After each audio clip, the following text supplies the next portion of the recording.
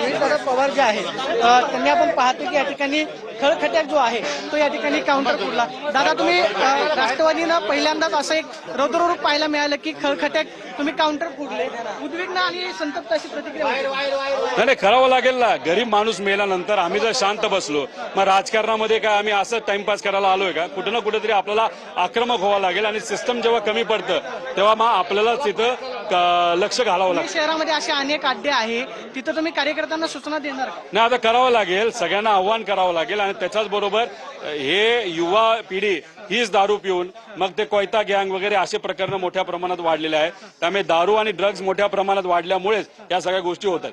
Police आयुक्तांची भेट घेतली, पोलीस आयुक्तांचं समाधानकारक उत्तर पाहायला मिळालं का तुम्हाला? कुणी मारलंय? कुणी मारलंय? समाधानकारक उत्तर पाहायला मिळालं का पोलीस आयुक्तांकडून? नाही पोलीस कोणातरी वाचवतंय म्हणून पोलिसांनी मुद्दामून काय केलेलं आहे की एका कुठल्या तरी व्यक्तीला पुढे करून तो स्वतःहून ठीक आहे मी दारू विकली म्हणून त्याला पुढे आणले. जेव्हा असं होतं की विकणारा सापडतो तेव्हा इन्व्हेस्टिगेशन तपास थांबून जातो. त्यामुळे कुठेतरी मोठ्या लोकांना थांबवण्यासाठी हे खेळी पोलिसांनीच केली का काय असं आम्हाला शंका यायला लागली. पाहतोय की पोलीस आयुक्त कोणाला तरी वाचवतात असं प्रतिक्रिया या ठिकाणी रोहित पवारांनी दिलेली आहे.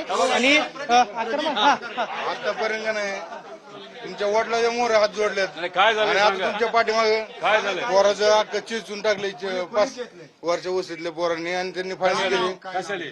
ह्यांनी ही नगरसेवक ऐका हे नगरसेवक कशाली मारलं? कोयत्याने कोयता गँगची पोरं होती. काल सापडले कोयते. काय आपल्याला नाव नाही माहिती, आपण कामाधंदे माणसं आहे. नाही पोराला मारलं आणि तसं सोडून दिलं.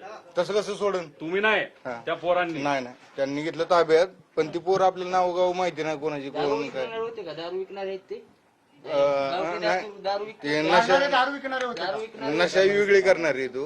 आपल्याला नाही माहिती काय ते खाणारी होती काय त्या नशेत ते मारलं तुमच्या पोराला.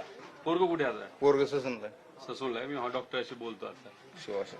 आपण पाहतोय की या ठिकाणी रोहित पवार ज्या अड्ड्यावरती आलेले होते तो अड्डा सध्या राष्ट्रवादी काँग्रेसच्या कार्यकर्त्यांनी या ठिकाणी फोडलेला आपल्याला पाहायला मिळतोय. आणि अशा पद्धतीनं आपण पाहतोय की पत्रे जे आहेत आपण पाहतोय की कार्यकर्त्यांकडून या ठिकाणी तोडले जात आहेत.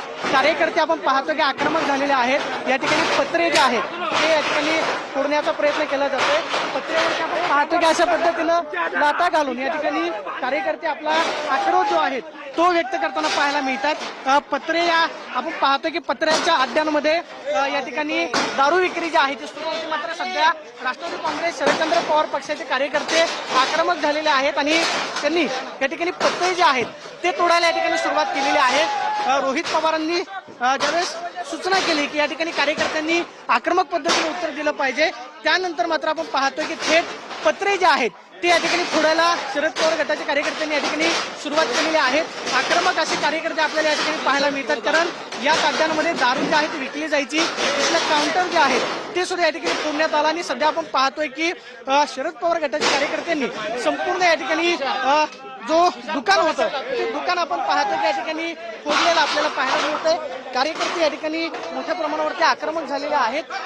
रोहित पवारांनी आदेश दिल्यानंतर जे कार्यकर्ते आपण पाहतोय की पत्रे जे आहेत ते फोडायला सुरुवात केली आणि सध्या पत्रे आपण पाहतोय या ठिकाणी कार्यकर्त्यांकडून फोडले जात आहेत. याच खोलीमध्ये सध्या दारू विक्रीचा व्यवसाय जो आहे तो होत होता. फुगेचे दारू जे आहेत या ठिकाणी पत्र्यामध्ये विकली जायचे. मात्र सध्या कार्यकर्त्यांनी आपण पाहतोय की थेट दारू अड्डा जो आहे तो उद्ध्वस्त करायला या ठिकाणी सुरुवात केलेली आहे. पत्र्यांमध्ये जी दारू विकली जायची 10 ते 20 रुपयांना जो फुगा मिळायचा तो फुगा आपण पाहतोय की या ठिकाणी मिळत असताना थेट काउंटरवरती कारवाई जी आहे ती राष्ट्रवादी काँग्रेस शरदचंद्र पवार पक्षाच्या कार्यकर्त्यांकडून या ठिकाणी करण्यात येते आणि कार्यकर्ते जे आहेत ते आक्रमक झालेले आपल्याला पाहायला मिळतात. या सगळ्या परिसरामध्ये मोडतोड करून आपली संतप्त भावना प्रतिक्रिया जी आहे ती या ठिकाणी आता नागरिक आक्रमक झालेले आहेत. यातले बरेचसे लोक इथं राहणार आहेत, त्यांचं मत आलं आज